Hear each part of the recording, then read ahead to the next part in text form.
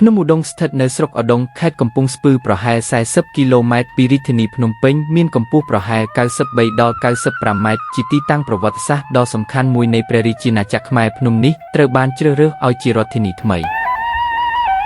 បន្ទាប់ពីរាជធានីចាស់នៅលង្វែកត្រូវបានវាយលុកដោយយួននៅដើមសតវត្សទី17ដោយស្ដេចស្រីសូរីពឿងគឺជាស្ដេចដំបូងដែលបានប្តូរទីតាំងនិងបង្កើតទីក្រុងឧដុង្គឡើងជាថ្មីនៅតំបន់ភ្នំនេះហើយរាជធានីឧដុង្គបានក្លាយជាមជ្ឈមណ្ឌលនយោបាយសាសនាពាណិជ្ជកម្មនិងវប្បធម៌រយៈពេលជាង2សតវត្សដោយមានស្ដេចជាច្រើនរូបបានជាបន្តគ្រប់គ្រងគោលនេះរួមមានស្រីសរមស្ដេចជ័យជេដ្ឋាទី2ជ័យជេដ្ឋាទី3ឧទេទី1ទី2ទី3អង្គអឹមអង្គច័ន្ទទី2អង្គឌួងនិងស្ដេចនរោត្តមក្នុងចំណោមស្ដេចទាំងនេះស្ដេចអង្គឌួងដែលគ្រប់គ្រងចន្លោះឆ្នាំ1848ដល់1860គឺជាស្ដេចម្នាក់ដែលមានសកម្មភាពខ្លាំងក្នុងការអភិវឌ្ឍរាជធានីឧដុង្គគាត់បានសាងសង់វត្តស្ថាបត្យកម្មថ្មីបង្កើតប្រព័ន្ធបង្រៀនសាសនានិងបង្កើតចេតិយដើម្បីផ្ទុកធាតុសេរីល្អរបស់ព្រះពុទ្ធនិងអង្គរំចាស់អាទេយក្នុងខាងក្រុងនោះផងដែរភ្នំឧដុង្គត្រូវបានគេហៅផ្លូវការថាឧដុង្គមានជ័យ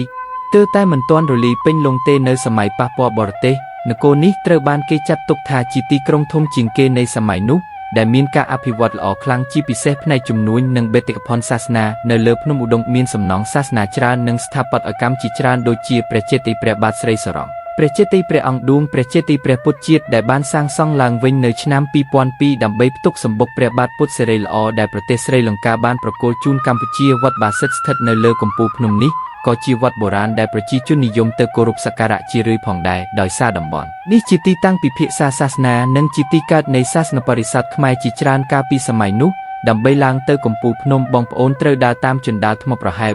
450ដល់